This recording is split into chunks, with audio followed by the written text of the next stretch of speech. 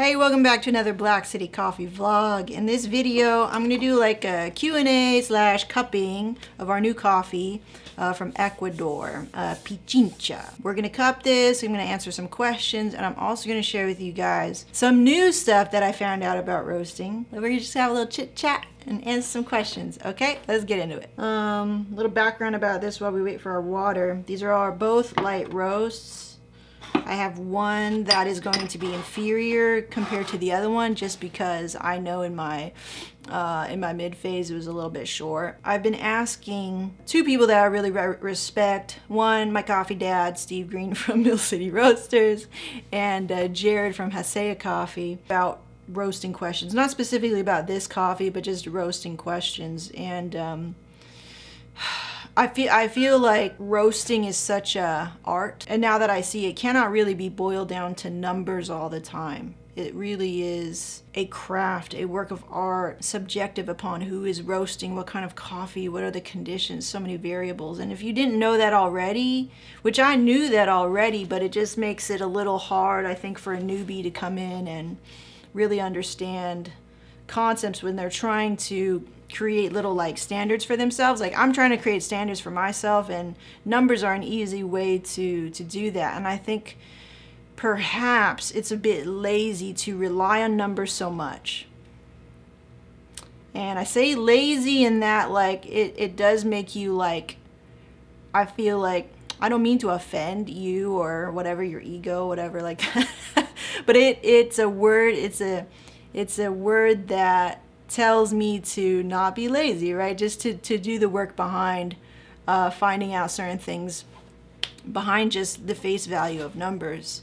And when I say numbers, I mean like temperature, your rate of rise, finishing temp, like what's the number at the end of when you finish a roast, you know? So like not to get too attached to numbers. And I feel like I have said that in the very beginning of my roasting journey.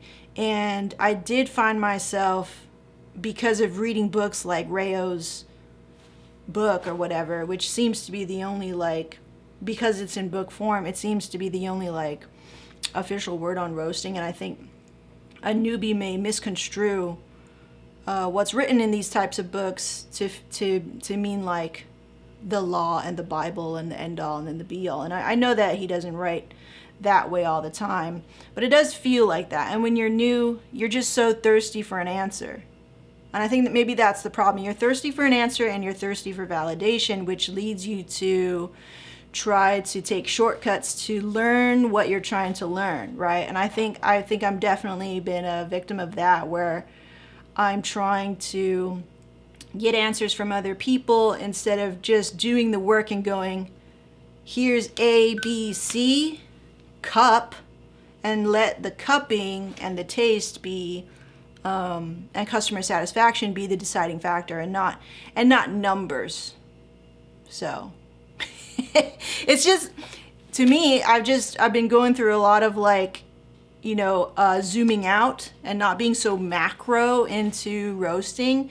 And I think that's an important thing to talk about and to bring up in our conversations, because that's, I mean, transparently, that's where my mind's at. It's just like, oh, okay, like, I gotta just do the work. I gotta do the whole like scientific theory. Like here's my hypothesis.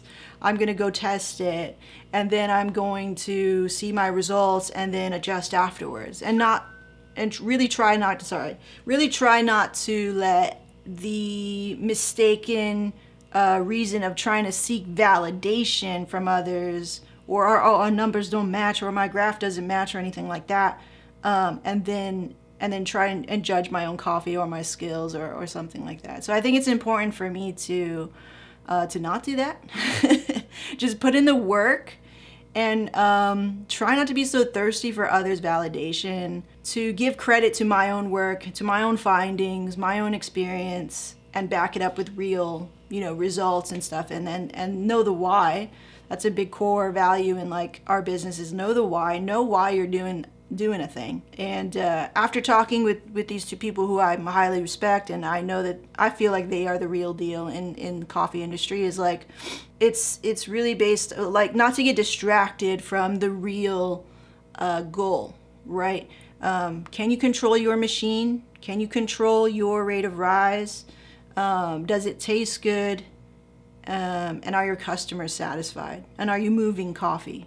Selling coffee, you know, when I say that, are you moving the product? Because I'm not here just to roast coffee. I mean, that's really nice, but honestly, I can't comfortably say I spent all this money just to not make money.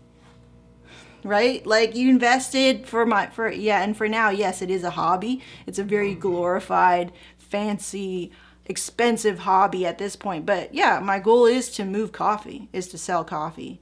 And I want our customers to be really happy with what they're having in their cup. And to go, wow, like, this roaster took the time, you know, or this roaster makes good coffee. Like, that's, like, I don't want to get distracted from that goal. You know, that's kind of the main reason. And then, of course, my own, you know, artsy-fartsy geeking out about coffee and learning things and getting to do the thing of roasting. Okay, let's cup this fool. You know, my cupping sessions are really long-winded. This will be fun because, you know, I cupped this coffee and roasted it only based on a sample, which was a 350 gram sample. So, you know, I didn't get the full take, right? I didn't get the full picture. I didn't get the whole picture in terms of what this coffee has to offer, like in a regular sense, like in a production sense, but I still could see and taste kind of like the potential of this coffee to replace the ones that I was not going to have anymore. So like Tanzania is going to be gone pretty soon. So is Honduras. And I thought, well, this coffee is so, one, affordable.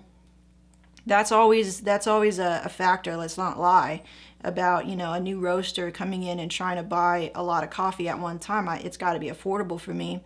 And it's got to fit our offering philosophy, which is, you know, it's got to be juicy and it's got to be round. So I think with that, this coffee satisfies. And I could tell right from the get, I was like, cool, it's doing what I like, you know, on a very novice palate, which is like, it's juicy and round. I feel like it has good body and it has good brightness.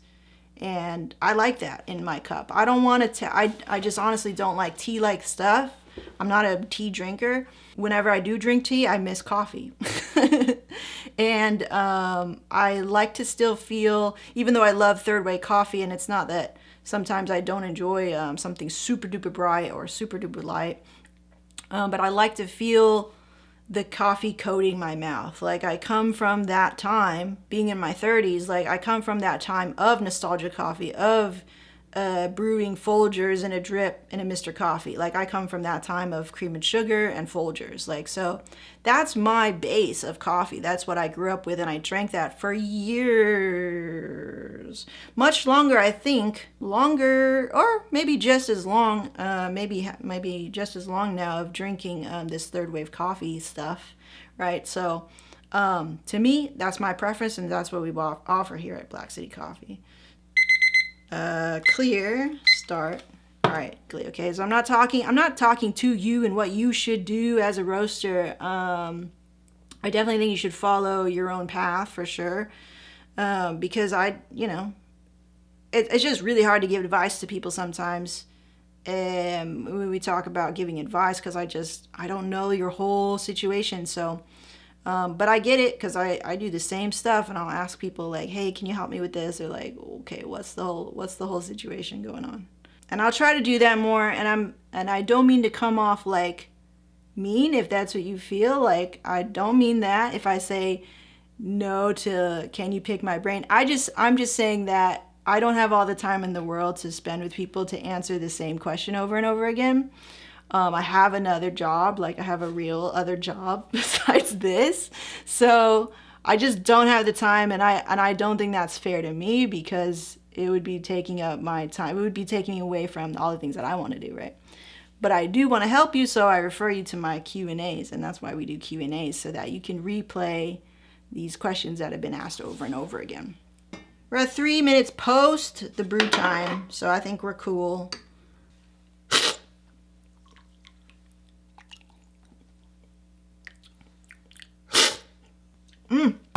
Okay, this is why I love this coffee, and this is why I decided not to get something from Bodhi, because I felt like I could expect a certain flavor from them, and they really do have great offerings, and they have a lot of offerings.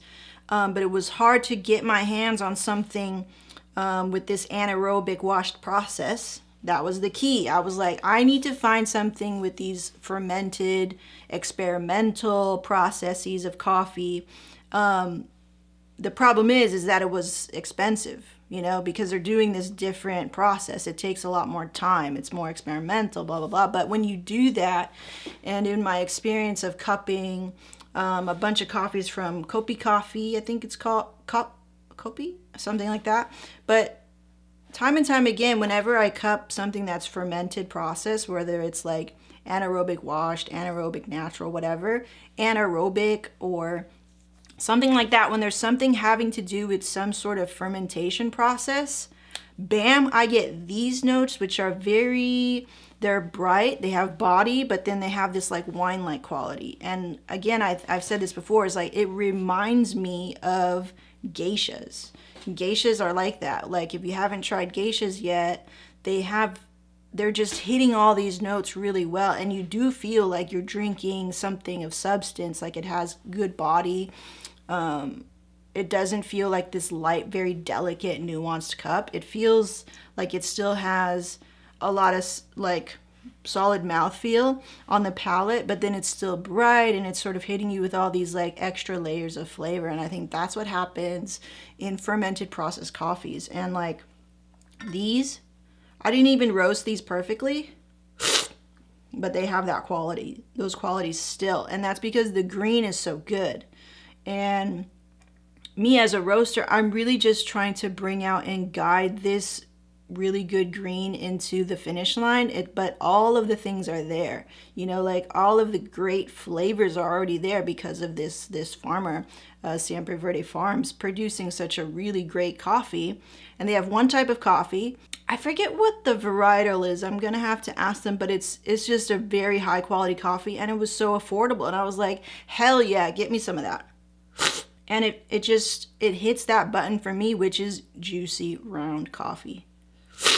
It's definitely hitting some like tropical fruit notes, some red fruit notes even. I think I said mixed berry popsicle the first time I cupped this. Mixed berries of the purple and red area. Okay, have your pick, choose whatever you like to say, but that's what's kind of going through my mind. And the reason why I'm not telling you all these, like, my palate is just not that clarified, honestly. My palate's like, I know this taste, this is red fruit. I know this taste, this is tropical fruit. I know this taste is sort of like a wine-like component. It's a bit like a jam sort of vibe, and there's a sweetness component to it, and it's got a lot of body and mouth feel, but not crazy, like no roasty flavors. I don't like that stuff. And obviously these are city roast, light roast. This is what I look for in a cup. Like, this is my favorite right now, And that's why I bought it. I was just like, I love that. I was just like, even when I didn't get a full, handshake with it, when I went to go roast that 350 sample, I could taste that potential. Even though I didn't roast it perfectly as well, being a sample, because it's just hard to roast samples in roasters that are larger than the sample, like considerably larger. So the heat application is not going to be spot on and stuff like that. But still, like, the flavor, the mouthfeel, the body, that wine-like thing going on that I associate with geishas, it's in this coffee, and it's freaking good. It's so delicious. And now that I have, like, I remember I roasted and cupped it when I was all disabled, right? When I had, I couldn't move my neck, I couldn't taste everything fully, I couldn't taste and experience the coffee with my full body. Now that I'm like almost there, and I could still feel like this sort of soreness and tightness and all that stuff, but whatever. But you guys see me, I'd be moving all around. It's really, really good, and I feel like I finally got the full experience. But I'm so happy that I could recognize how good this coffee was even when I was sort of disabled and stuff like that, right? So that is the credit to the producer. That is the credit to the farmer. Like, they made all that happen, and I'm just now having the opportunity and the privilege and the honor to taste it and then share it with you. And I think that is freaking dope. So